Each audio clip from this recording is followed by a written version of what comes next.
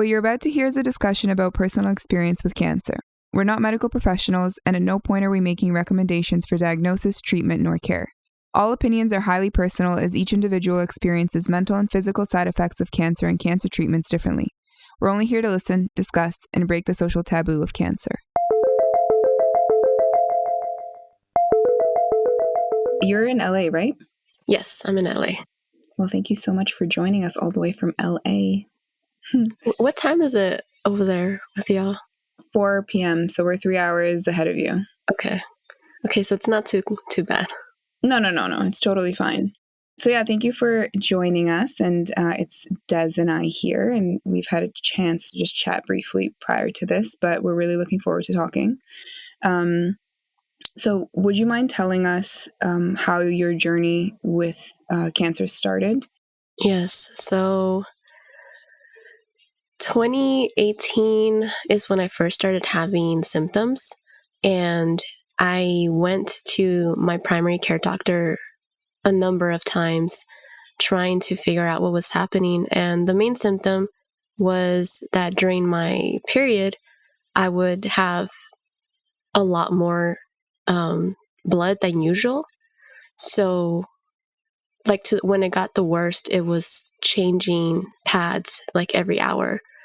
And that was just super abnormal for my period and what I was used to. And so I would keep going to the doctor, and I would also go because I kept getting vaginal infections. So BV or yeast infections, and they would keep coming back. And every time I would go to the doctor, she would say, "Oh, maybe it's stress. Are you stressed? Is your diet changing?" Just things like that. And I finally decided, okay, I'm going to make an appointment for a physical, because that way they just check everything holistically.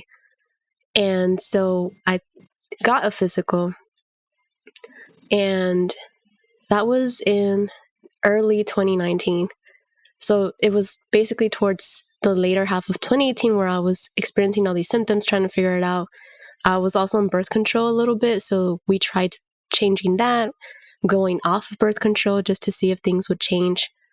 But nothing was changing. So then early 2019, I went to get a full physical. And so that's when they did blood work. And that's when they were able to see that my levels were extremely low.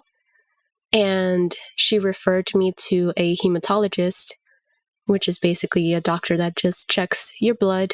When you say that your levels were low, was it your white blood cells that were low or something else? Yeah, it was my white blood cells and the red blood cells. So all of and then just a bunch of things that I didn't even know existed. Basically, if you were to look at the lab report, there were a lot of things that were marked in red. The main ones being red and white blood cells, red near the 1 point something. And those numbers are usually supposed to be higher than 1 for sure. And so there was just a lot of levels that were marked in red, including the red and white blood cells, and those were the most indicative that something was happening. And so she referred me to a hematologist.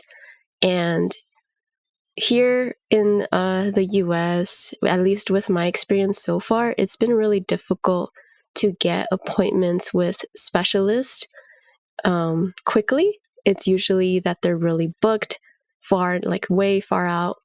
And so I was really lucky, and the person who I scheduled with on the phone for the hematologist told me oh, wow, we never, this almost never happens. You're able to get an appointment so quickly. So I was able to get an appointment basically the week after I got my physical. And it was because someone had canceled with a hematologist. So I was able to get that cancellation. And so a week after, I went to the hematologist. And that on its own was super scary, because as I was walking to the clinic, it had cancer literally written all over it. The name of the clinic had cancer in it. There were posters that had cancer in it. And I started freaking out. I started getting really anxious because I didn't know what I had. I know leading up to that appointment, I kept Googling things, as a lot of us now do, and that leads you into terrible rabbit holes. So I had already been scared, like, oh, what if this is cancer? And I know we all, like, a lot of times on the internet, we joke about if you Google a symptom, and Reddit will tell you, oh, you have cancer, you're going to die. But for me, it was actually accurate, tragically so. Not the dying part, thankfully. And so I went in, I was super anxious. The doctor finally saw me, and the main thing was doing blood work. So he did extensive blood work. So just, they have a lot more resources than at a regular primary care clinic. And whilst they were taking my blood, I had only had maybe like oatmeal in the morning. And so I passed out, and they laid me down on the bed. And that made me more anxious because I'm like, what's happening? I've never really passed out when they were taking blood. And then the doctor comes back with a very serious look on his face. And he tells me, I'm going to send you to the hospital nearby, and you're going to be admitted. And they're going to do another test that they are better equipped at doing than I am here. They'll give you some numbing medicine so you won't feel as much. But if I try to do it here, it's going to be more painful. And so, again, anxiety levels going way up, freaking out, what's happening. At that point, like, did he say anything about what a diagnosis could be, or it was still just like, go do this test? Like, I can't really give you any information. Yeah, it was just go do this test. It was keeping me very much in uncertainty. He didn't want to say anything about what it was or what he thought it may be. He just wanted me to go straight into the hospital and for them to do a more extensive test. And so at that moment, I had to call someone because I was like, I can't just go get admitted into a hospital by myself. Like, this is terrifying. I'm really anxious now. I ordered food because I had just been waiting for hours, and I had to wait even more to be able to go to the hospital and they be ready for me. So I ordered food at that clinic where I was already at 8. And so my partner, who was usually the first person who I would call, that day he was doing an interview. He was in an interview that was going to take about 3 hours long. He was going to be done at 3 p.m. and I was I went to the clinic in the morning. And so I didn't want to call him. I didn't want to interrupt his process, obviously. And so I called my oldest sister. And she lives on the other side of town in LA, and there's always traffic, so it took her a while to get there. But thankfully she got there, and she was waiting for me in the clinic, in the room. And then they finally gave us the green light. My brother-in-law also went. He's the one who drove. And so they finally gave us, the green light to go to the hospital. And so we all went, all 3 of us together, to the hospital, and I started breaking down. I started breaking down when my sister got there, and even more so in the car, because it was sinking in, like, what is happening? Like, all of this is happening so fast. I just went to go get checked for something, and now I have to go get admitted into the hospital. And so I'm crying in the car. They're trying to comfort me, and we get to the hospital. I get admitted. And then they tell me, okay, we're going to do what's called a bone marrow biopsy. And they explained it to me. And the doctor was like, also, I just learned a lot about various bedside manners.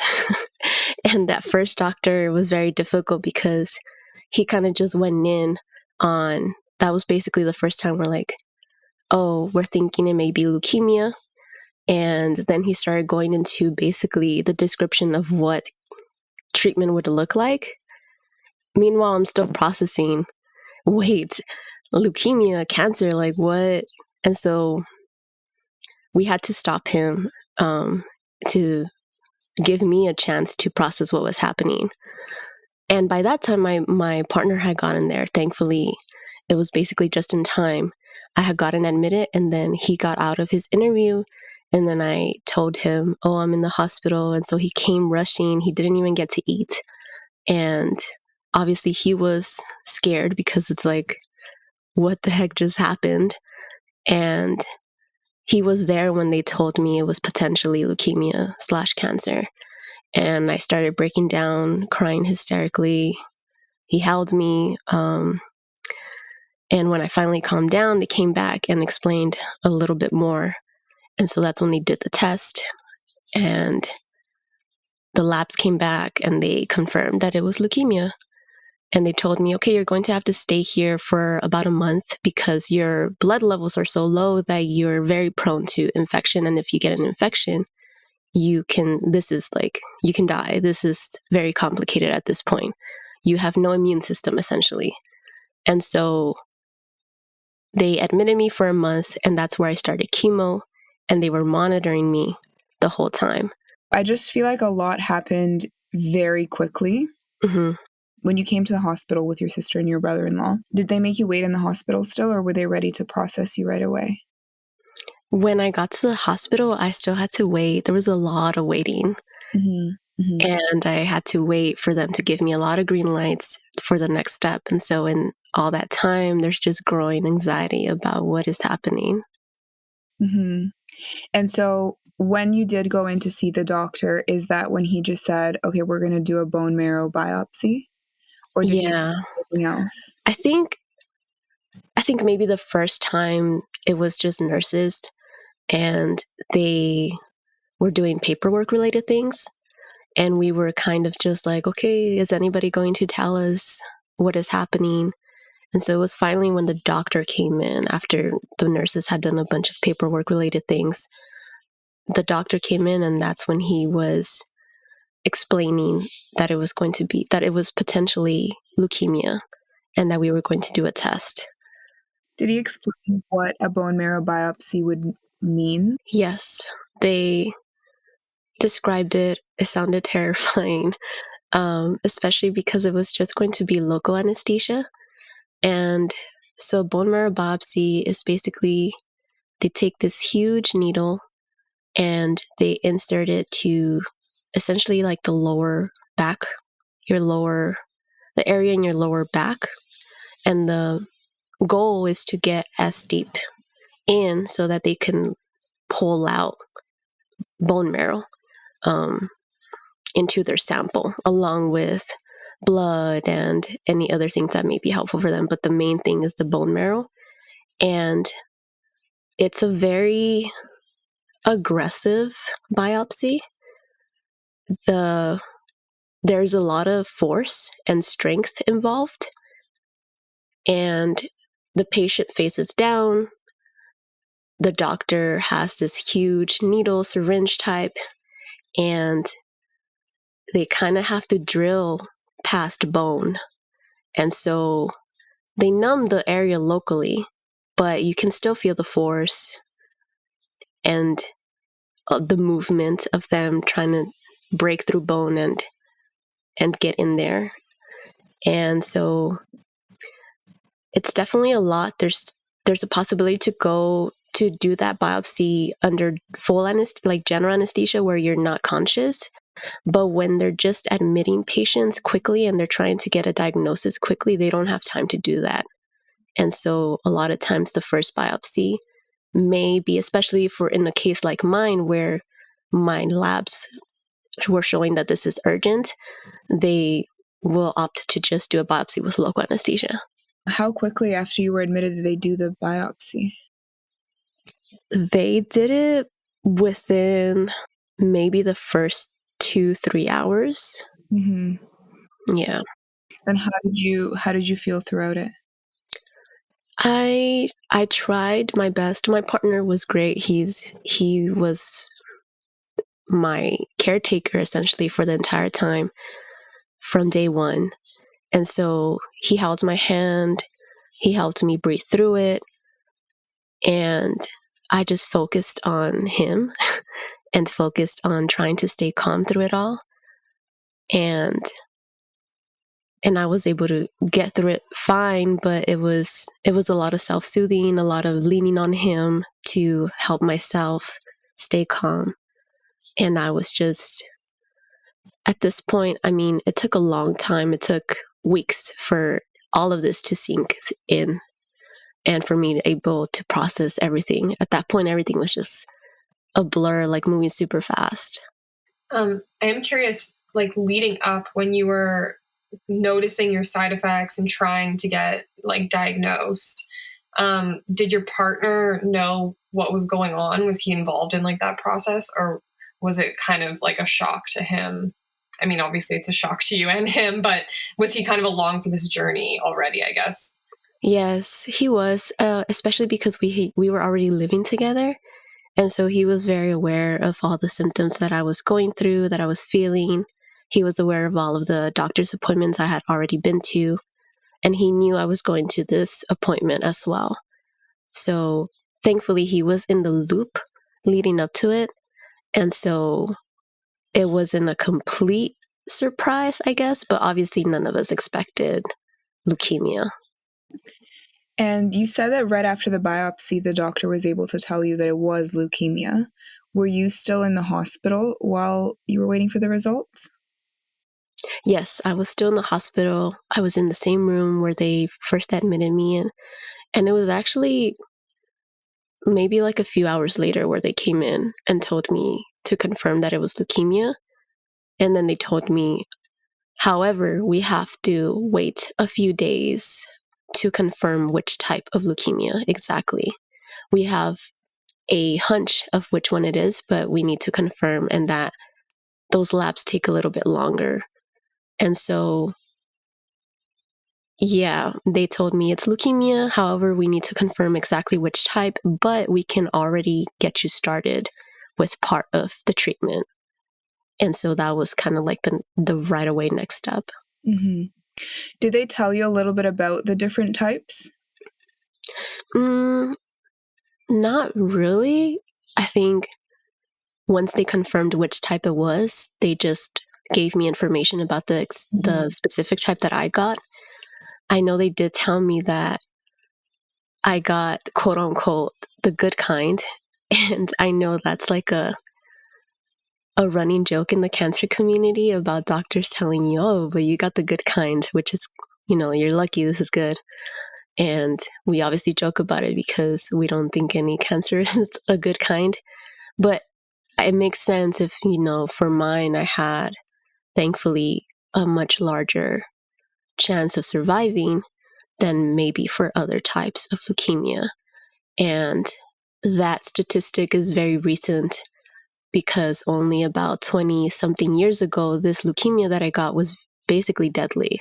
And it was like a death sentence. Like, there's no really good treatment for it. But now, in just around 2 decades, that has changed. And so they told me that's something that they really emphasized is this is quote unquote good leukemia. You have high chances because you came in early enough. And yes, you do have a lot of it in terms of like the spread, but it's going to be treatable. And thankfully, this chemo works for you. The next step would have been, if that didn't work, they would have done a bone marrow transplant. Thankfully, that wasn't necessary. Mm-hmm. So for you to stay for the next month, it was specifically in order to get chemo? Yes, it was to get chemo, to get me started. They call it the induction phase. And so they kept me in the hospital because I was quote unquote neutropenic. I had neutropenia, which means that your immune system is very compromised. And it is therefore unsafe for you to be out in the world because anything that maybe cuts into your skin can therefore turn very serious. And so they wanted to keep me safe in the hospital while I started chemo. And they also wanted to monitor how I would be reacting to chemo. And that first month is crucial because that's when complications arise, if they do arise.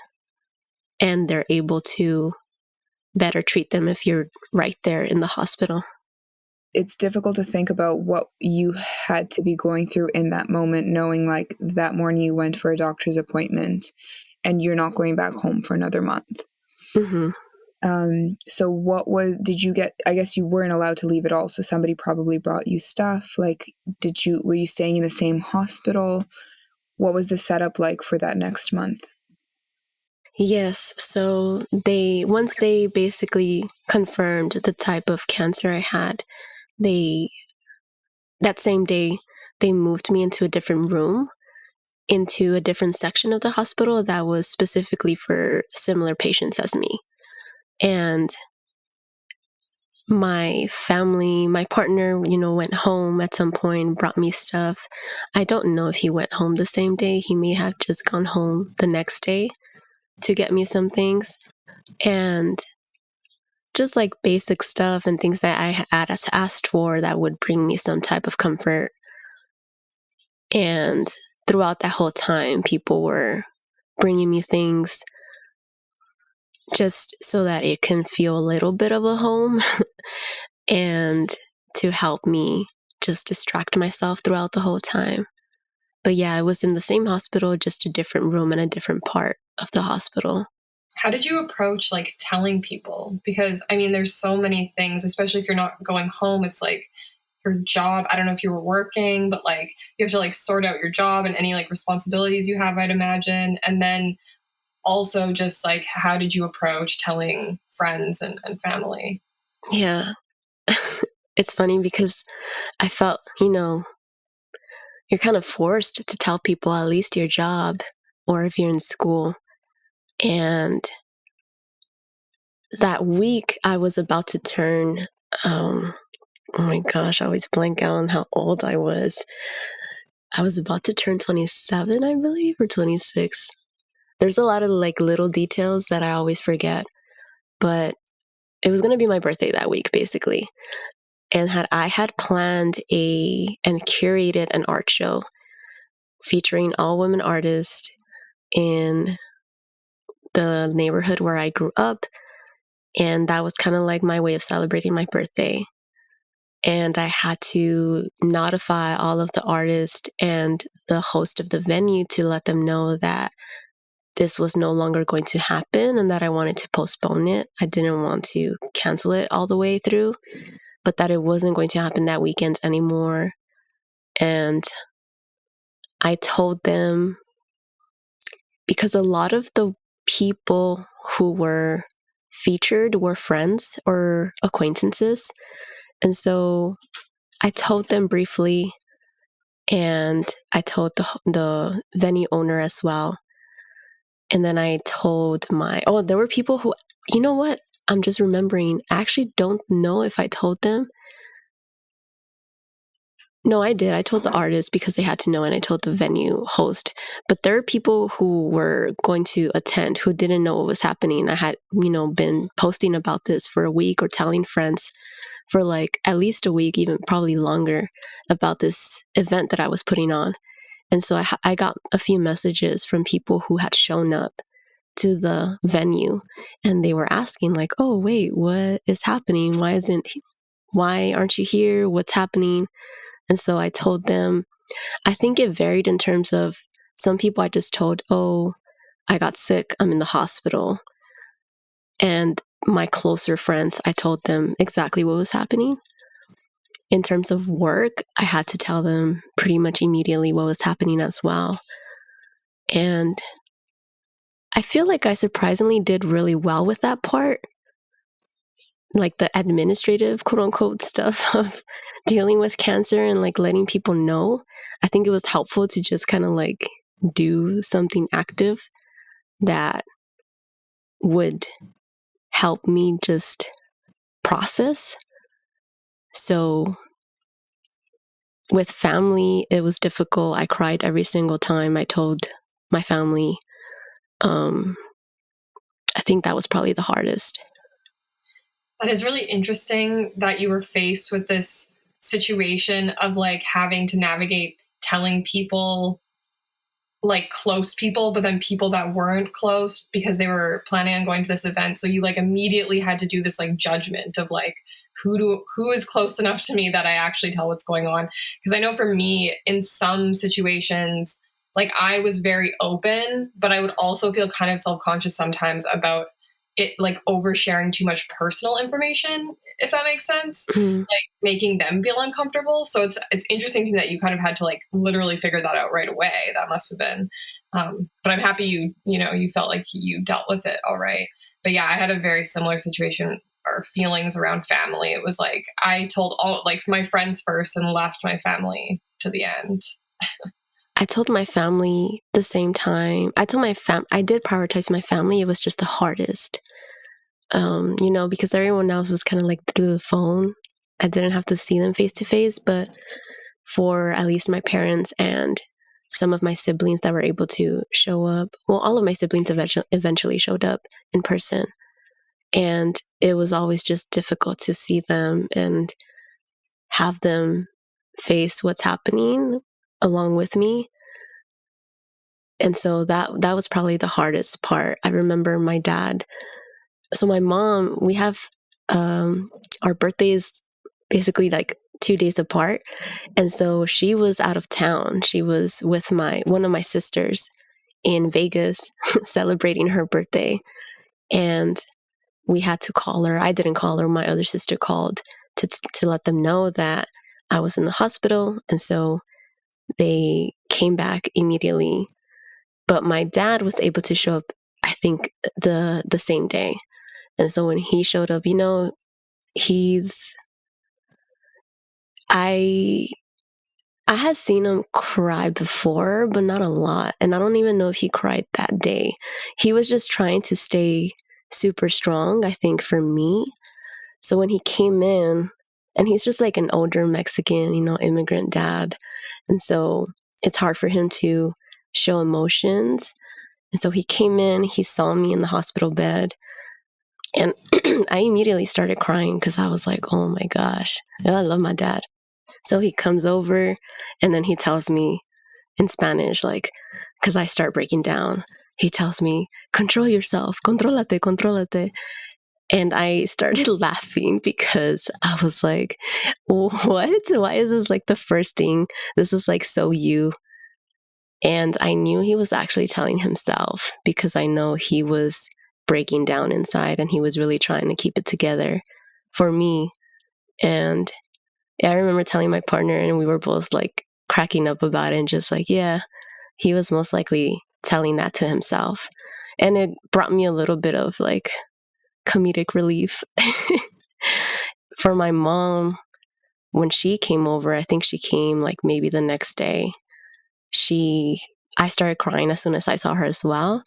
And she told me, this is the time to bring out like that strong, stubborn, like feisty person that you are, because I'm like the most outspoken and stubborn and quote unquote feisty one from the family. And I'm also the youngest, so it makes sense.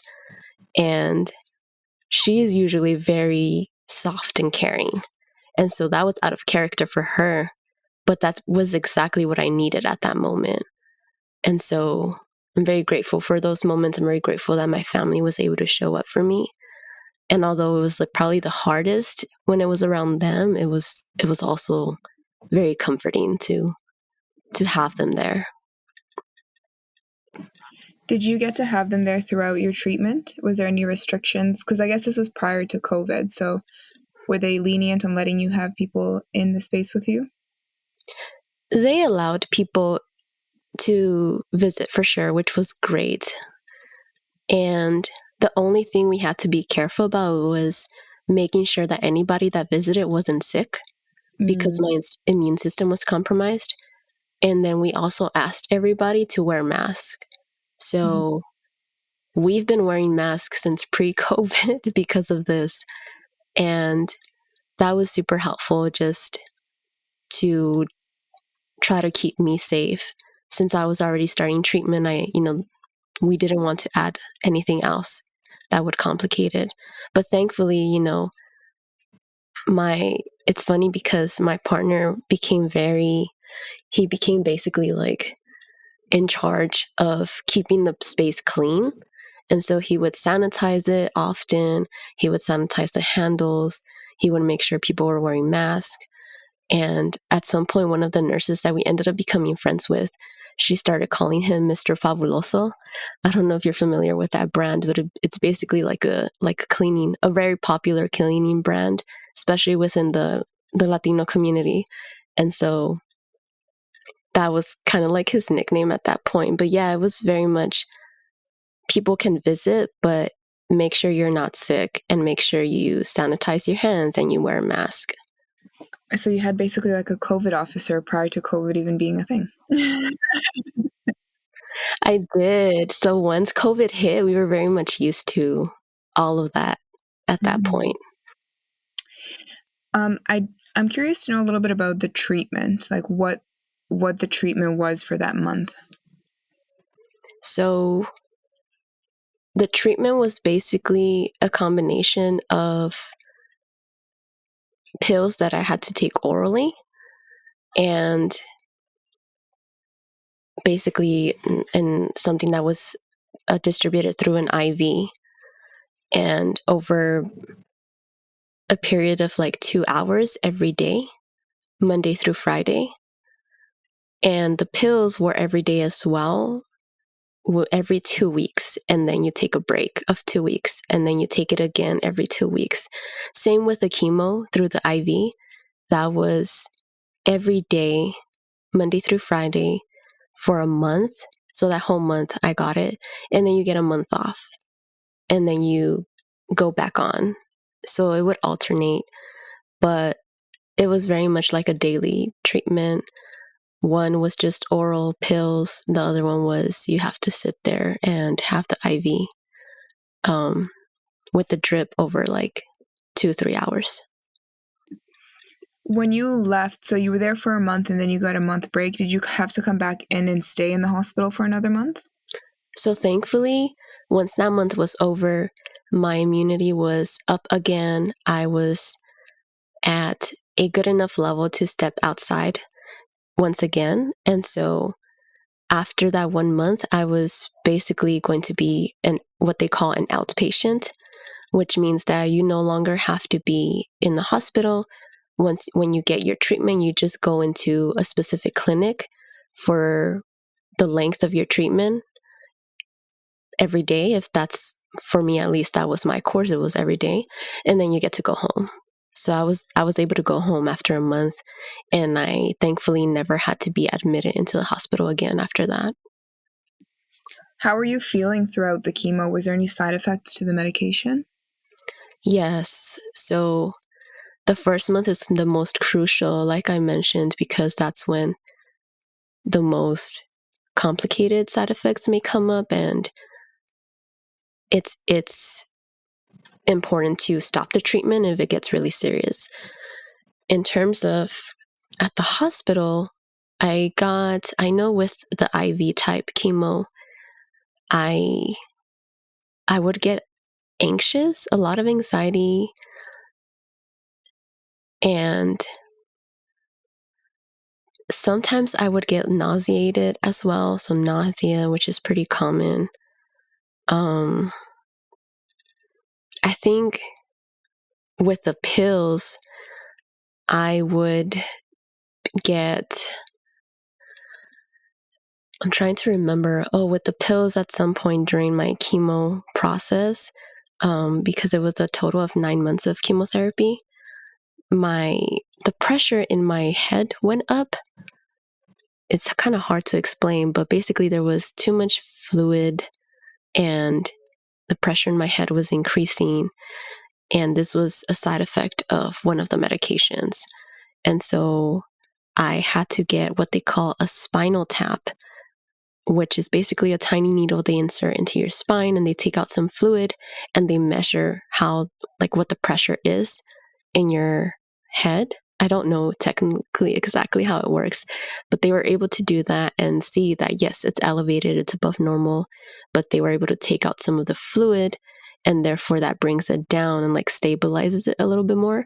But that was the side effect from one of the medications. And thankfully, I had been monitoring all my symptoms, and so I knew, I think this is related to this exact medication. And I had first caught it because it was impacting my vision. So I was getting a lot of headaches, and my vision was kind of changing and becoming a little more blurry. And so I had seen a neural ophthalmologist, and they were able to see and kind of speculate what was happening. And that's why I got the spinal tap test, and they confirmed. And so I advocated for myself with my hematologist and basically told him what was happening and asked him if it'd be okay to basically take a break from that medication. By this point, it was more towards the end of my chemo, thankfully. And so I was able to take a break, and then my pressure went back to, my brain pressure and head pressure went back to normal. And I asked him if I can just stop taking it. And he didn't want to let me, but eventually he agreed. And that was like super helpful because it took away those symptoms. Aside from that, it was a lot of anxiety and nausea with like the drip. Were you given any sort of like mental health or mental wellness tips or help while you were at the hospital? Yes. It wasn't as helpful as I maybe thought it would be, or desired at least. But it wasn't even, it was kind of like they had someone who came in and did Reiki. They had people that came in with like essential oils. This was kind of like very basic things that weren't super helpful in like moving the needle, but it was still appreciated. And I think the biggest thing, like a mental health professional, that wasn't available at the hospital. They would kind of just ask you if you wanted to speak to a social worker, but that was pretty much it.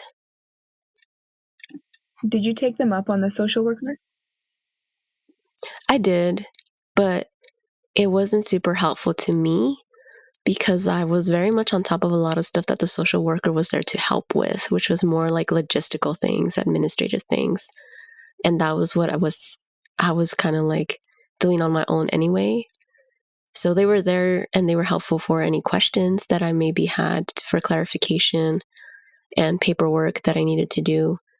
But that was pretty much it. I'm curious, like, because you were so young, like mid-20s, and your life is basically put on hold in like an instant, and then you're just in the hospital and then continuing on with chemo for so long. How were you coping, I guess, mentally and emotionally with like that, being in that place in your life and kind of being put on hold? Were you like able to see past it and like look to the future, or were you very just kind of like wrapped up in the moment? I guess, yeah, I'm just wondering like where your head was at. Yeah, that's a really good question. I think I was in shock for about 2 weeks and numb. My default when I get overwhelmed is anger and numbness. And so I was very much numb. I wasn't that angry because I was just so confused. And it was just kind of like I was floating. That's kind of how I felt.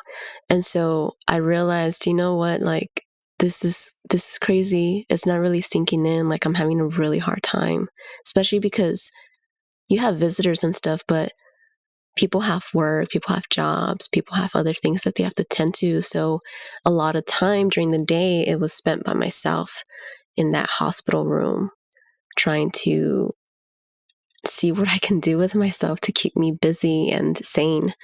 And so friends brought over coloring books, which at that time was helpful. It just gave me something to do. I had books that my fiance had brought. I had journals, which I did a lot. I journaled a lot, and that was probably the main thing that helped me. And then I also had like a little book of prayer, essentially, which was helpful. I had like little daily prayers.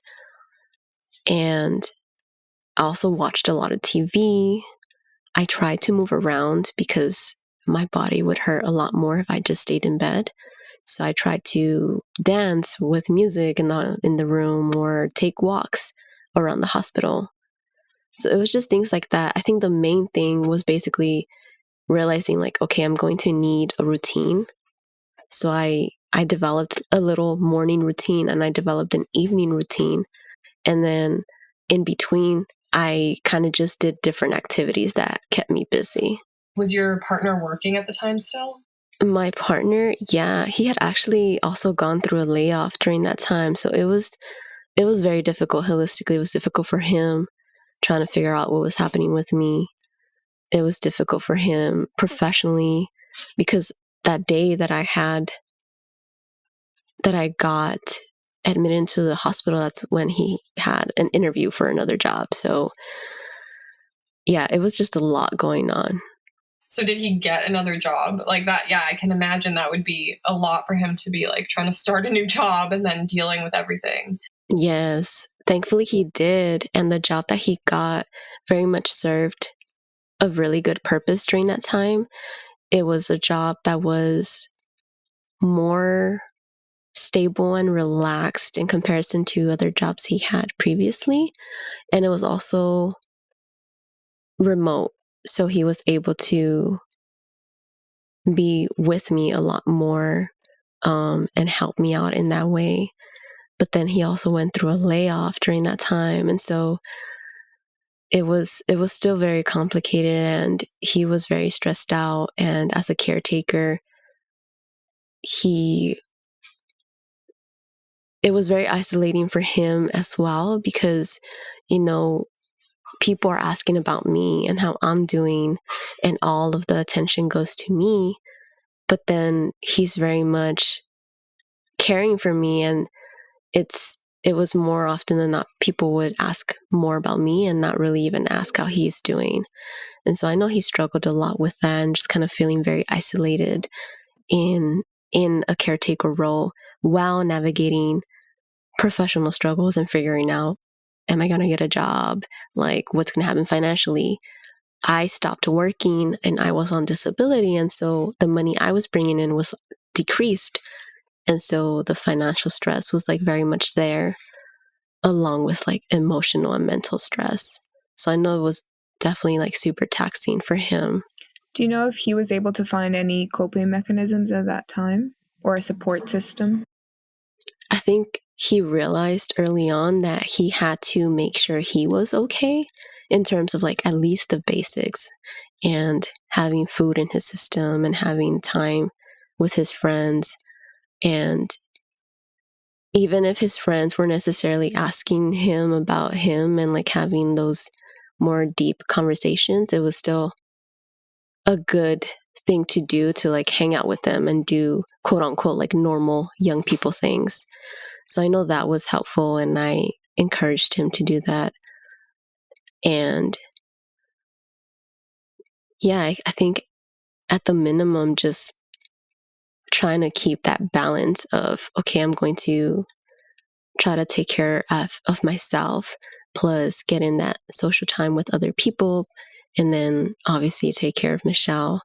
But I know he struggled with that too and struggled with guilt around doing things that weren't related to me or leaving me quote unquote alone or just things like that. I know he struggled with that, but we knew it was important for him to still like try to keep that balance and try to feed himself as much as possible, especially because during that time, my default, like I mentioned, like I tend to withdraw and push away. And so I was doing that to him. And a lot of it wasn't conscious, but that was very much a thing that made him feel even more isolated. And so I think what he was craving the most was like understanding and being connected and being on the same page, especially from me, but also just other people. And he didn't get a lot of that, unfortunately. Once you were able to leave the hospital, did you have to stop working? Because you said your treatment was 9 months. So was this something you were dealing with for 9 months in terms of not working? So while I was in the hospital, I didn't work. But then once I got out, I attempted to work part-time, and I developed an entire pitch to my team to be able to work part-time. And I think the biggest thing was fear of losing my job. And so it wasn't like I wanted to work. I didn't want to work, but I was scared of losing my job, and I was scared of financially what that would happen, what that would mean in terms of like not working as much, or also just potentially losing my job. In reality, it was like just a lot of fear, but it didn't work out. I ended up working part-time for a while, and that meant going to the clinic. I was going to clinic every day, and I would take my laptop, and I tried so hard to actually get stuff done, but it just would not happen. And then even when I would come back home and try to get work done, I didn't feel good. A side effect that I didn't mention that was a pretty big one was just extreme fatigue, and just not really being able to do much. And even in terms of my like physical activity, extremely decreased. I lost a lot of muscle. Thankfully, I didn't lose a crazy amount of weight, but the weight that I did lose was basically all of my muscle, or a lot of my muscle. And so I was just very fatigued all the time, and I basically decided to ask for full-time disability instead, and thankfully they gave it to me. And my team ended up being super, super supportive. They very much held me down during that time and sent me care packages and all these things. And so looking back, it was definitely an outsized fear, but I think it made sense to, I think we all can relate to having a fear like that. And so, yeah, at the end of the day, I ended up taking full-time disability. And so I got a decreased paycheck, but I was able to focus on just getting through chemo. You would have a whole month off where you wouldn't have to take any medication. Is that correct? And then you would take a month on where you would go every day and you're still taking the oral medication. And so this went on for 9 months. Was there any period of time in there where you started to feel like a little bit, not necessarily better, but a little bit less bad? Or did it take like a little bit of time after you stopped chemo to actually return back to almost a full capacity? The months off were definitely a relief. I think more mentally and emotionally than they were physically. Physically, it was a little bit better, but not that much better. But at least I was able to take a break of going into the clinic every day and waking up early and just being in that hospital space all the time. So mentally and emotionally, those breaks were really good. Physically, it wasn't that much of a difference. And then once I finished chemo, I had still some months off before having to return to work. And that didn't feel like enough, unfortunately. It was obviously helpful and it's better than nothing, but it didn't feel like enough. And so when I went back to work, it was still kind of tough to like get back into the groove. And then the pandemic hit like quickly after. And so the pro, I guess, of that was that I was able to work from home, but it was still very much exhausting. I think the biggest exhaustion was just mentally and emotionally, because I was still trying to process what had just happened the last like year, or basically. Were you still immunocompromised by the time you were done chemo? No, thankfully I wasn't. Okay. So going into COVID, you weren't like at an added risk? I had an added risk only because of my medical history, but not because I was immunocompromised. So I got a head start. I was offered a head start basically I would qualified for getting the vaccine earlier because of my medical history, but not because I was immunocompromised. How did the chemo affect your blood work? What was the process of getting better like? Because they did say that it was a better leukemia. So that chemo that I got was very targeted. Thankfully, that chemo is very advanced in that it doesn't just wipe out everything in your body, which is what a lot of chemos do, and that's why they end up being very harsh on people. But the one that I had for this specific leukemia was a much more targeted type of medicine that was trying to quote unquote take out like the bad guys in my blood and stabilize the good ones so that they can continue to thrive and reproduce and get everything back to normal. And it worked, thankfully. It worked really well. My body accepted it very well for the most part. And I was able to hit remission within those 9 months. Amazing. So does that mean that within those 9 months, your blood work went back to normal? Correct. And with leukemia, is there, what are the chances of you getting it again? So for mine, the one that I got, which is acute I realized I didn't even mention it. It's short. The short version is APL, and that's short for acute promyelocytic. I always struggle saying the middle word, leukemia. And so with APL, the chances of getting it again are low, thankfully. But yeah, like just the statistics around this leukemia, they look good. They look as if you're not going to get it again. Once you're cured, you're cured.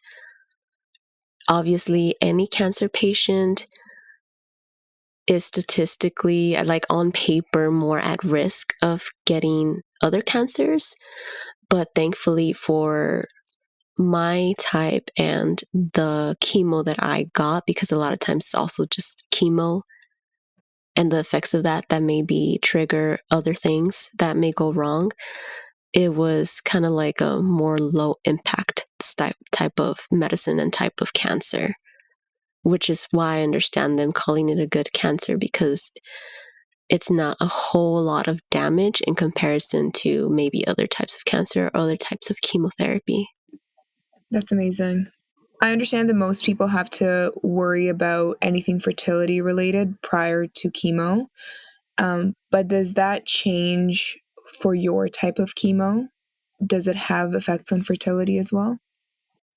So the doctors, I remember when it was during the hospital stay, they basically had put me on a hormone that stops your menstrual cycle.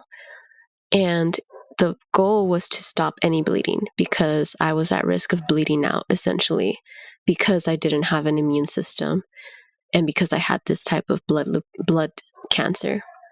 And so they put me on that, and when they were basically trying to get me on that hormone, at first, I didn't understand the why. I had just gotten off birth control, and I was very much committed to not being on birth control because I didn't want to deal with birth control related side effects and what may come with that down the line. And so when they wanted to put me on that other hormone, I was very much skeptical and didn't want to do it. And the doctor had to explain his reasoning to me. And I was having a hard time understanding and accepting it because I had spent so much time, making a decision of not being on any type of hormones and birth control. And he ended up saying, well, if you don't take it, you can die because you can bleed out. And so once he said that, I was like, all right, let's do it then. I said, quite the selling point. Right. I was like, all right, you do have a point. Let's do it then. But I bring that into the picture because with that conversation also came the conversation of fertility, and the doctors told me, we don't know exactly if this chemo affects fertility, but there may be a chance. We're going to do some research and we'll get back to you. And so at that point, I was super anxious. I was very scared that it would affect my fertility. And I started crying. I started breaking down because I was like, I don't know if I want to have children, but I would like to have the option to if I want to. And so that was a lot to take in. And I was also kind of mad that they would tell me, we don't know yet, we're going to go check, but there may be a chance. I was kind of like, why don't you just tell me when you know exactly, like, if it is going to affect me or not? Because now I'm in this anxious limbo of like, oh, maybe it will, maybe it won't. Finally, they came back maybe a day or two later and told me, thankfully, this chemo seems to not be impacting fertility. So you should be okay. I just have a quick question. So, because they said we're going to go do some research and come back, what do they mean by they did research in 2 days' time? They literally mean we're going to go look this up. What I've learned a lot through this process of just going through cancer and being in hospital settings all the time, doctors do not know everything at all. And I think a lot of times we may expect them to because that's what we think is their job, but they don't. And so there's just a lot of nuances and a lot of details for every case that they're learning along the way as well. And it's not like they're doing brand new research. It's basically, we're going to read up on this and find out what research is out there that's stating fertility and this cancer type, especially because they're treating different types of cancers within their departments, and they may not, and my cancer was just one type of cancer that is apparently more rare. And so, yeah, they just don't have that information off the top of their head for some of these things. Did they ask you in any way, since your cancer is rare, are they in any way tracking you going forward? Like, are they going to do any sort of studies of your fertility down the line? Does any of that exist? That's a good question. I'm not sure. I haven't been asked for any information, so I don't know how they would be tracking me or not. I know when I went to the neuro-ophthalmologist for the increased brain pressure, like head pressure, she asked me if I wanted to, if I would consent to basically my case being part of some research that she was doing, so that she's able to draw those connections, and so that research can be out there. And I was very much happy to do that, because that's super helpful, because a lot of times, a lot of the questions that I had, there were maybe not clear answers for, because there wasn't a lot of research yet. There wasn't a lot of cases to prove a lot of these questions to these things. And so there was also a Facebook community that I came across that was helpful for those types of things, where it was just basically anecdotes of people and people sharing what they were going through or the things that they went through. And that's how I was able to pinpoint for myself that the medicine that I was taking was making the pressure in my head increase. And I took that to my hematologist and to my neuro-ophthalmologist, which is crazy to think about. It's just other people talking about this, and I'm going to take this to my doctor so that they can take it into consideration, because they don't know as of now. Yeah, it's crazy how important that can be and come into play. And it's also just crazy to think about how much you have to be in control of your own experience? Because I think, like, I know for myself, like, before going into this, before having my own cancer experience, like, I had never really spent time in hospitals. I had never had any other health issues. And I think in my mind, it was just like, okay, like, they're all in control, like, they're gonna, tell me what to do, and they're gonna figure everything out.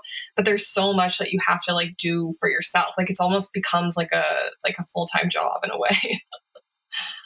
Absolutely. That's been one of the toughest lessons to learn, is how much you have to advocate for yourself. And I had a really hard time trusting doctors and nurses and everyone, because I would catch on that, they may not have these answers, they may not know. And I need to be aware of what's happening within my body. And so I could tell them. And there's just a lot that you have to advocate for yourself, from like the smallest things to like the biggest things, in terms of, oh, the way that you're poking me right now with this needle to take blood is really painful, let me tell you, all the way to this medicine is messing with the pressure in my brain, in my head, I need to tell you. So there's just like a never ending, it's like you said, it's like a full-time job. You have to really be present for yourself, because obviously, like, yes, they're professionals and they do this and their job is to take care of you, but you can't fully depend on them for all the little nuances that arise. I'm curious if you remember any specific questions that you were looking for answers for that you weren't able to find any, or they didn't know how to answer. One of the things that came up was me having GI related symptoms. So like stomach pains and constipation. And they didn't have answers to those questions. They didn't know if it was chemo related or not. When I asked my hematologist, like, oh, what kind of diet do you recommend? And he was like, oh, you can eat anything. And so even learning too, like, okay, doctors are not dietitians, they're not nutritionists, they're not the person to go to if you want advice on the type of foods you should be eating. Sometimes they know, like, if it's very specific and related to what you're going through, but in terms of like general diet and nutrition, they may not be the perfect person. And so even stuff like that, like having to learn what kind of gut changes are happening, there's not much out there that is telling me that this may be related or not. So I just kind of have to figure things out on my own, or looking up questions or asking questions within this Facebook community, stuff like that. Or, oh, well, there was one too. I think it was like skin stuff that was happening. I don't remember exactly what, but I do remember it was a lot of dry, like my lips were super dry, for example, at first. And the doctors never told me that that would happen. And I kind of found that out through a Facebook community, and they advised, oh, take this product or this product, and that should help. Or pains and aches. The doctors maybe didn't have information on that, but the Facebook community did. So it's like little things like that, maybe like side effect related, that they didn't have that much information about. And I think maybe it's because of the type of chemo and the type of cancer that there just wasn't enough information out yet. But I'm not sure how it is with other cancer patients. I get what you're saying in terms of like it's a cancer that maybe they don't have a lot of research on. But if there is even one Facebook community that exists with people being able to answer these questions, it's pretty interesting that at the very least you're not directed there. Mm-hmm. I guess there's probably a lot of risk involved with trying to get third-party information. But there seems to be a link that's a little bit broken, especially if like you aren't participating in any sort of research, study, anything, because you're open to it, but no one's asked you, but yet you do have the rare type of cancer. So how are they finding out then Yeah. this information? Is that even being actively worked on? Yeah. Did they in any way, did you get genetically tested at all? Did you try to find out how you got cancer? They basically said they don't know. They said, we don't know how this happens. We just know it's a mutation, but we don't know. We don't know the causes. And when I think about it, I just think about environment. I think about how you grew up, where you grew up, things like that, that we always talk about that may impact your risk of developing any type of disease. In terms of like the doctors saying anything, and they're like, oh, we don't really know how this happens. We just know it's a mutation and that's it. I think they did say it's not genetic. That's about it. Did they say it's not genetic because leukemia is not genetic, or did they test you? I think because my leukemia wasn't genetic, I don't think they tested me. Yeah. Okay. I realized we didn't ask, did your period come back normal? Like, is it back to kind of how it was prior to you going through this? So yeah, my period came back normal, I guess. It's funny because actually right now I'm trying to remember. I started having irregular bleeding, which means for me bleeding outside of my period, and that started happening a couple of years ago. I'm trying to remember if it started before cancer or after. It may have been after. And they finally, they told me to come back and get further testing if it kept happening. It was happening on and off for a while now, but then recently it started happening more. And just more noticeably and more blood. And so I went in and I got referred to a specialist, and I haven't seen the specialist yet, but I had to get a pelvic ultrasound, and they found a few cysts on my right side and a potential polyp, but they don't know yet. And so I got referred to a specialist, and now I have to get basically further examination. And I also had to recently get an endoscopy and colonoscopy, and for GI related symptoms. So it's seemingly back to normal, but there's always kind of been like little things here and there post chemo and post cancer that kind of seem to be a little off. And I'm trying to get those sorted out, figure them out, what's happening, how to treat it. I think it's so interesting that like the way that you were tipped off in the beginning was through your period, because I feel like period changes can be like so easily dismissed because our bodies are weird, and like things are always like so many things can influence your period. So that's just wild to me that like it was that. Exactly. And it was dismissed for a long time. And it was because I went to go get that physical done that finally they were like, oh, well, there's very clear evidence that there's something more that's wrong. And it's not just hormones or stress or whatever it is. So yeah, I'm very grateful for my period and just like the reproductive health and just my reproductive part of me. That was kind of like my alarm in my case. And I'm thankful that I was persistent as well, even though it took a while.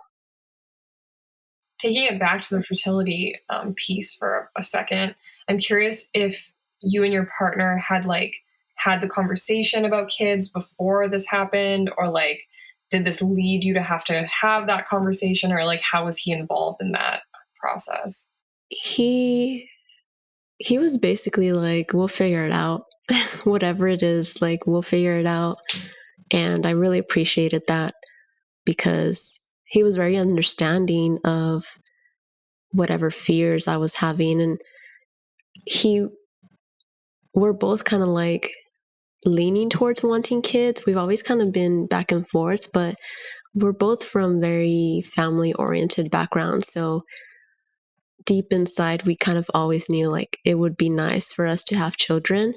And so I know he maybe was feeling like sad about that potentially not being able to happen. Even now, when I got seen for irregular bleeding, that conversation came up, and I was actually like, I had a panic attack in relation to it, because I was like, I think I really do want to have children. You know, it's been a few years now that have passed since the first fertility related conversation, and I think I know for sure now that I do want to have children. And he does too, but we're both kind of the same page about like, we'll just figure it out. Like, if we can't, we can't, and that's going to be okay. And it's going to be sad, and we're going to have to get through that, but it's not going to be the end of the world. So that's helpful to be on the same page about, and not feel like it's going to be super existential and relationship shattering if that were to be the case. I guess like with your relationship with your partner, you talked about kind of taking on those different roles of him being your caregiver and you kind of withdrawing after your treatment. And when you were moving into like recovery, did you find that your relationship had to shift again, or did you guys have to kind of like reconnect? I guess, what was that process like? Oh, it's been a journey. It's definitely been a journey. Before I got diagnosed, we were having some difficulties, like relationship related, communication related difficulties that we were navigating. And then I got diagnosed, and it kind of felt like all of that was on pause. And I think he very much felt like I was still trying to address some of the things that we had been addressing and trying to be more active in the relationship, but it was really hard. And I know he felt like, and I think he made peace with, okay, these needs that I may have are probably not going to be met right now because she's busy trying to stay alive. And so I know that was difficult for him. Like, we for sure still had fights during cancer, and that was super hard. I know he feels like, okay, maybe I could have been softer with you at that time, but he was very much struggling as well. And when he there was one time where maybe he spoke with his friends, and they were very much like, they were not super understanding of his well-being being like in need. And they were kind of just like, I mean, she's sick, like it is what it is type of thing.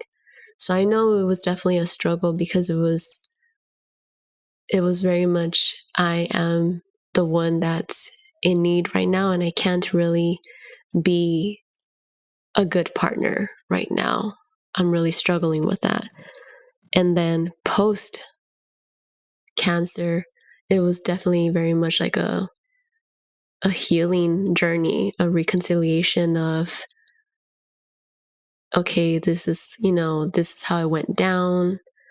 There was these moments where I knew, that's how I basically learned that he really wanted me to lean in more versus just like push him away. And there was things that I would try to force, for example, like intimacy and having, well, even not intimacy, because we later discussed that intimacy doesn't just have to be sex in like the way that we imagine. And so he wanted intimacy, and I felt guilty because I thought, I was just thinking of intimacy as sex, and I was just feeling very self-conscious and very guilty for not being able to really engage in that way, because the chemo was impacting me. Everything was dry. Libido was way down. I just did not have the energy nor the desire to. And there were a few times where I like basically forced it, because it ended up not forced it in the sense that I invited him to engage with me, and we tried, but then it didn't work out and we would have to stop in the middle of it because it was too painful, or it was just like not working. It was too dry. And he would get upset, not because we had to stop and because we weren't having sex, but he was more so upset that, he wanted me to be honest with him and to just like tell him what I needed and my capacity, and for us to find different ways of being intimate, which can be a lot of other things. But I was so stuck on my own like guilt and like what I was struggling with, that I wasn't seeing that there was like more to it. So those were some of the things that we had conversations about after, like once everything was done, and, just kind of like healing together through that, apologies like for each other and appreciation for each other. So to this day, I mean, it's still a thing that comes up, but not in a bad way, more so just like we're trying to integrate it as part of our relationship story. Would you be comfortable sharing things that you did find as like a good alternative for intimacy? Yeah. So even just kind of like holding each other actively and being very present was one way. If there couldn't be vaginal penetration, I could like give him a hand job, stuff like that. That's just like, it's still very much us connecting, maybe not in like the way that we usually do, but it's still connection. And yeah, I think even just like trying to be very present, trying to seduce one another, and like flirt, like those are intimate. Those are different ways of being intimate that we do now a lot. I think at that time, I actually didn't explore much of that because I was caught up in like my own ideas of what it had to be. But once we've talked about it way later, and now it's just when we come across periods where maybe I can't engage for whatever reason, or even during like every month where we have our period, where I have my period, I practice those other forms of intimacy with him, and it's super, super helpful. So it's like exploring like oral sex if you can, if like your body allows you to and like you feel like you can, or hand jobs, or just like, I mean, that's very much that's what works for us, because it's just like that's the type of relationship we have in terms of he's male, I'm female. Like those are the kinds of things that we engage with. But for any couple, I feel like it can be anything. And I think as long as you're very much like present with one another and intentional about being intimate, it can be whatever you choose it to be. This is great relationship advice for anyone, I think. And now you're engaged, right? Congratulations. Yes, thank you. Yes, we're engaged. We got engaged last June, and I can't believe it's already about to be a year. But yeah, we're getting married this August. Wow. So we're in the middle of wedding planning, and we still struggle. Like it's a forever thing. That's something that I've learned, is it's not like my default is I tend to be very linear and just like, okay, I'm completely ready and healed. And like, that's not going to be the case ever. And in the time of a relationship or just a lifetime, we're going to come across so many different things and so many other different challenges, a lot of happy moments too, and a lot of ups and downs. And I think I've had to learn that that's okay, and that the point is to commit to just like, we're going to do this together and we're going to figure it out. And cancer is just one thing that really showed us like, okay, if we were able to get through this and we were early in our relationship, like it's basically a reminder that we can get through hard things as long as we just lean into it and lean into each other. And so taking that lesson on and knowing that, whatever cancer PTSD I have or that he has, that he's still carrying, we don't have to be completely over it by the time we say yes to each other at the altar. And it's just going to be a whole process. It's a lifelong roller coaster. Exactly. I did want to ask, this is going in a little bit of a different direction, but I know one of the big questions that Eva and I had, because we are in Canada, was just around like the financial burden, I guess, or situation that you had to deal with, because in Canada we have public healthcare, so most of it is covered. Like I, even if I didn't have a job, like most of my healthcare would have been covered.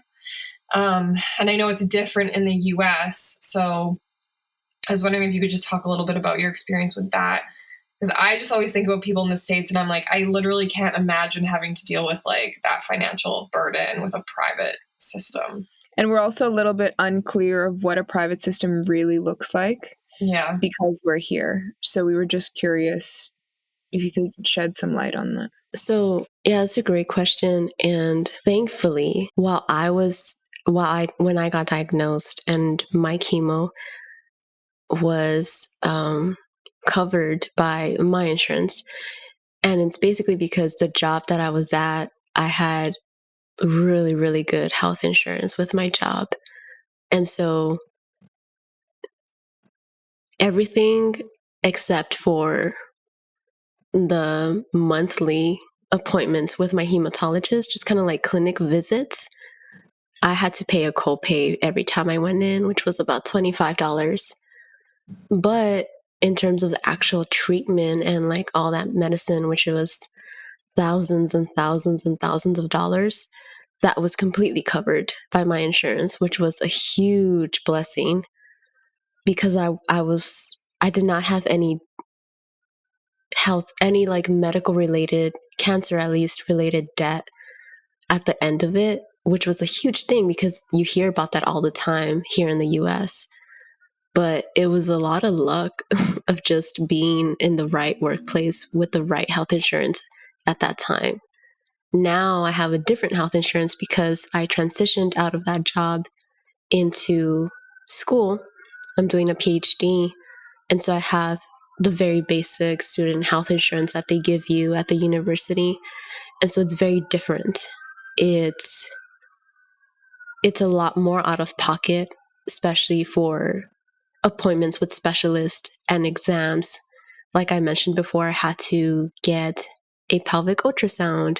I also had to get an examination for my heart this past year or last year.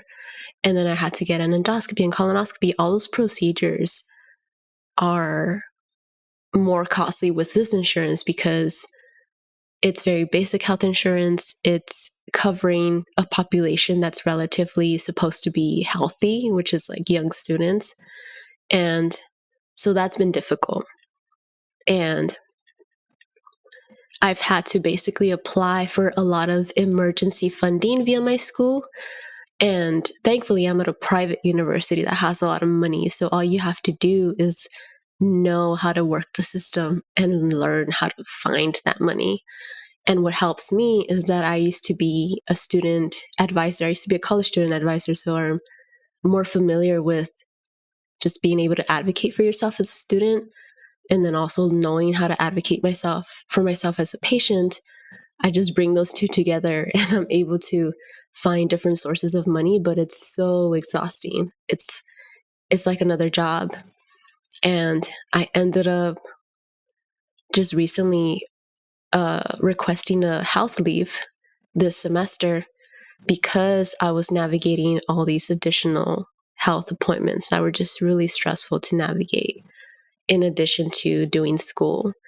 And my mental health has really been suffering as well. And so I'm taking this health leave and going to focus on all these other things.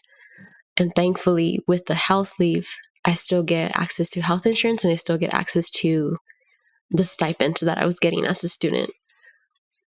But all this to say that it's very much a complicated system that has a lot of moving pieces, and you kind of just have to learn how to navigate it and speak up for yourself. And it's really hard, especially if you're a patient in the middle of treatment. Thankfully, for me, like I said, my stuff was covered, but I know and I have heard stories of other cancer patients where it's just really, really difficult because they have to do all this advocating for themselves while they're going through chemotherapy. And that's really difficult. Did you end up being part of any communities with young people or anybody that's going through cancer outside of that online Facebook community? Was there other online communities or something more in person that you have found to be a part of, specifically to share this type of knowledge of like how to navigate insurance and how to navigate mental health and side effects and things like that? Unfortunately not, and I always craved it. And I think I craved it a lot of the time. I didn't crave it consciously. It was more so feeling very lonely and very isolated and recognizing that I was a lot of times the only young person in my appointments getting my chemo.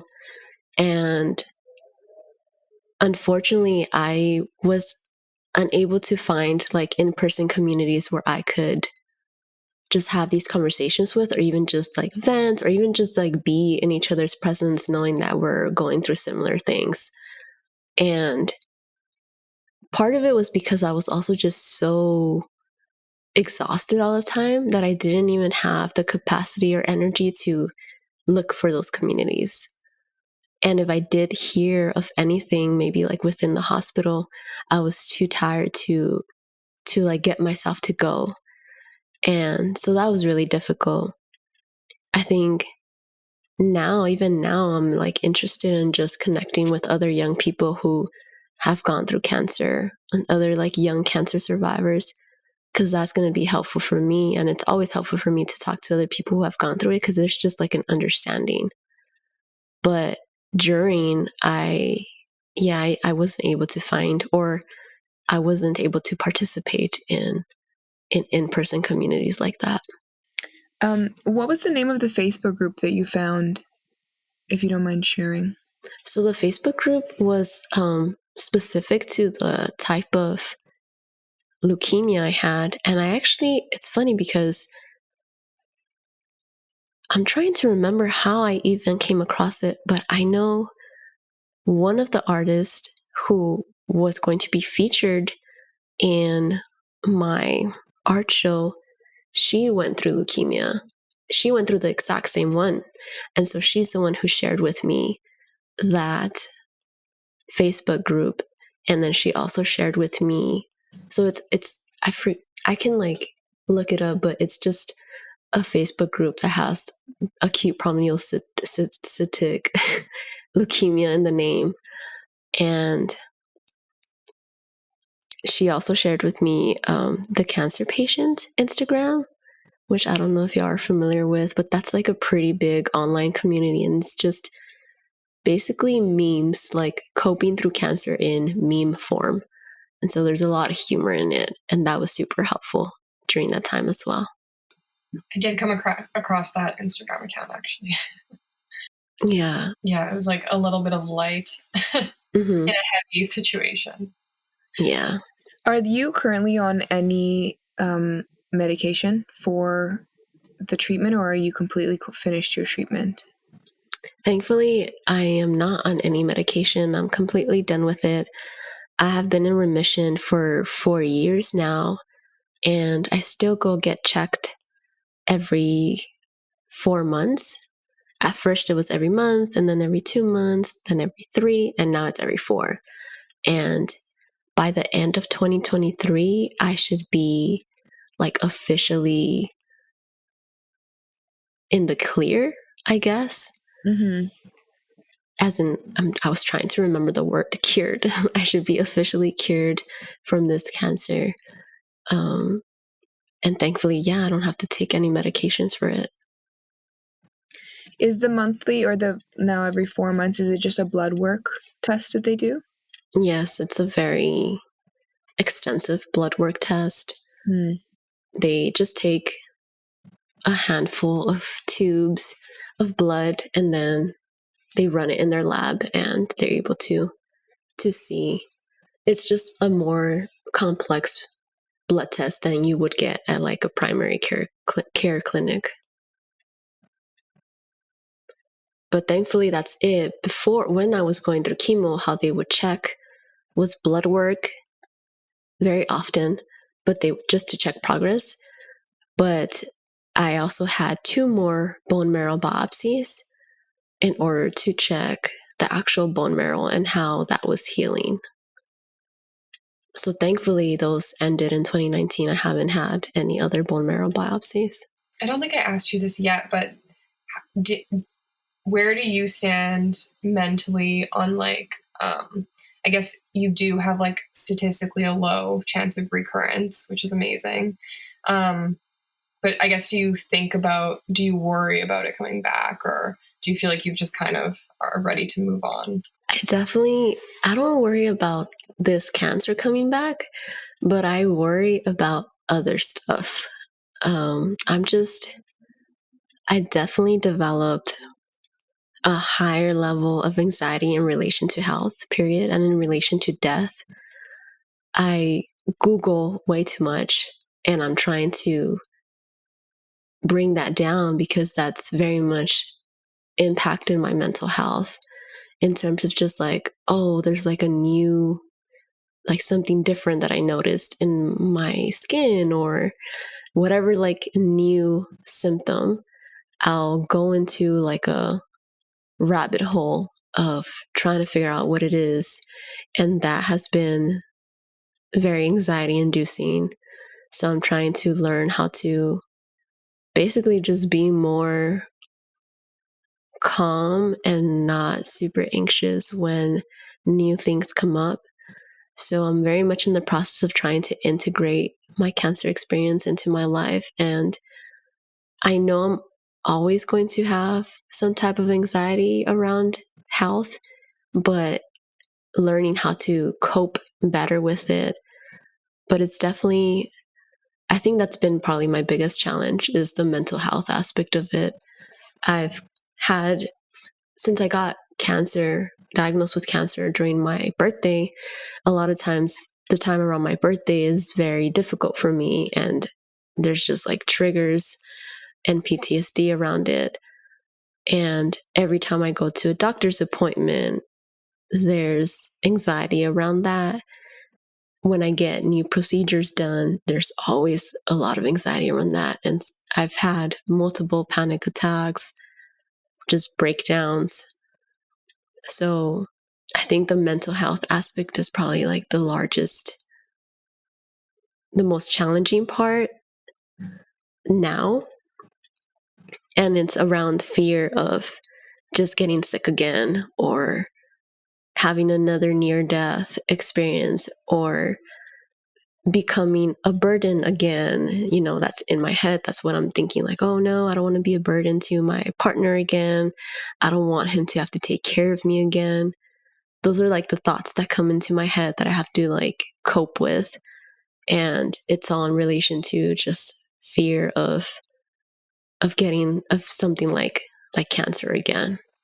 Do you have it just made me think of, this is like not the same thing, but just the weird things that your brain does when you're like dealing with anxiety. I remember when I got diagnosed, like I've always been a very unafraid driver. I like driving. And then all of a sudden, like when I got diagnosed, I was super anxious driving, which was so weird because I had never experienced that before. And it was even hard for me to connect that like maybe my diagnosis is like what is causing this anxiety. Like it was so strange. But do you have ways of coping with this anxiety that you're experiencing? Yes, I'm learning to do that. I'm learning to cope with it. A lot of it is just, at least immediately, it's just a lot of self-soothing. So like, okay, it's okay. It's understandable why you're anxious, and it's understandable why you're afraid, but you need to calm down, focus on my breathing. When I have panic attacks, in terms of just like uncontrollable crying at doctor's appointments, I've kind of just, I'm learning to just let that happen, because I realize it's kind of just something that I have to let out. And in the process, I'm trying to calm myself and breathe and all that. But a lot of times it feels like I can't control it, and I just kind of have to go through it. So trying to normalize these things within myself and being like, this is normal, in the sense that it makes sense. Like, it makes sense that you're going through this and you're feeling these things, and you don't have to completely freak out about it. As in like, oh, there's something wrong with me because I keep freaking out. Like, no, it makes sense. So those are just kind of like the conversations I have with myself. My partner is super helpful as well, and just like helping me stay calm or helping me bring me down, having conversations with him. Recently, it's helping to just have conversations with people in general and like be honest with them about how I'm doing. Like, if they ask me how I'm doing, I'm starting to be a lot more honest about, you know what, I'm struggling with this, but I'm trying to find ways of how to navigate this. Even taking a house leave from school was like a huge decision that is basically in order to help me cope with all these mental health difficulties that are arising now. So yeah, there's a lot of things. Also, something random that I just picked up again is like coloring in a coloring book. Little things like that are just helpful to get nervous energy out. And also like keeping you present, I think. Mm-hmm. That was one thing that I started doing too, actually, is like I've always worked in a creative field and been a creative person, but I hadn't like actually done drawings or like, picked up like a pencil in my hand, like physically forever. And then when I got diagnosed, like I wasn't working. So I kind of made that a habit of just starting to like draw. And I would have like big chunks of time of just drawing like alone. And those were some of like, I think back to those times as like actually happy memories during this. It was almost like a gift that I was given the time to be able to do that.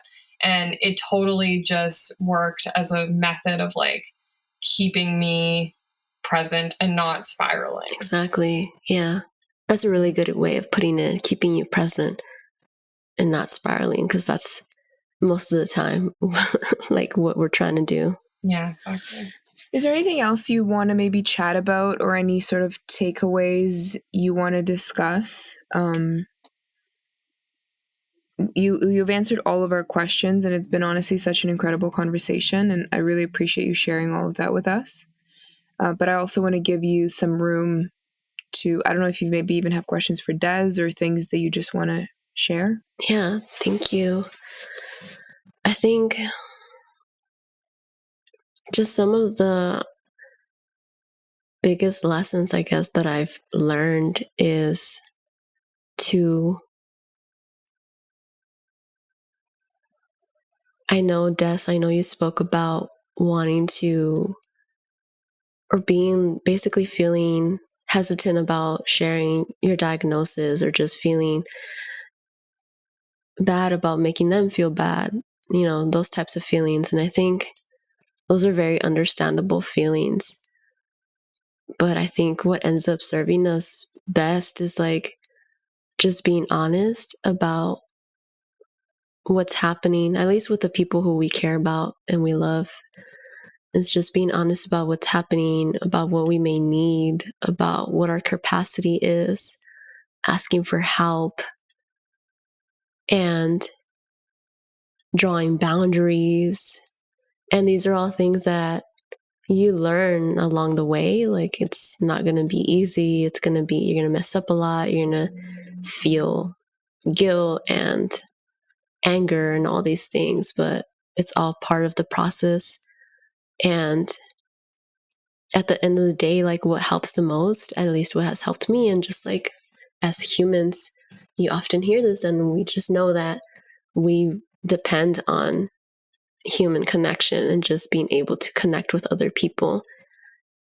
And so I think that's something that I would tell, anybody who's currently going through chemo and going through cancer, or even post, because it doesn't end just once you hit remission. And I would tell the person, like my younger self who was going through it, was just to lean into my community and to not push everyone away, because it's very easy to want to do that and to not want to be a burden to people and to just feel like nobody understands you and like you have to do this alone. But that's not necessary, and it's going to make everything harder. So yeah, I think that's the biggest thing, just like leaning into your community, whether that's your family, your blood family, or your chosen family, or your friends, your whoever is around you. That topic of understanding how to navigate asking for help, accepting help, and also how to deal with the people that are helping you and the burden that they carry and the help that they might need, that is such a common thread throughout all of our conversations. And it's something that we've really begun to discuss, like how can it be addressed? Like even the notion of just creating a community around people who are, the support for people going through cancer. And, ironically, you end up being the support for your support system as well. And it ends up being this like huge pool of people that are kind of like all mean well and are fumbling around. So it's such a large through line. And I'm really glad you touched on that. Yeah. Fumbling around is such a good word. I think even just in general in life, we're all just kind of fumbling around trying to figure it out. And I think, remembering that is helpful when, we get angry at our family members for maybe not showing up the way we'd want them to, but reminding ourselves that we're just all figuring it out. Yes. And I think that's a good note to leave it on. We're all just figuring it out, and we all need a little bit more time and patience and kindness with both ourselves and the people around us who mostly do mean well. Exactly. Well, thank you so much again for chatting with us. It's been really nice to speak to somebody that's a little bit further away as well. But that commonality of experience is very much still present. So it's been a really, really great conversation. Yeah, thank you. I really appreciate the space and you all and your questions. And this is super helpful just as someone still processing, and so I'm very grateful for the space, and I'm excited to hear and listen to all the other stories that you all have gathered.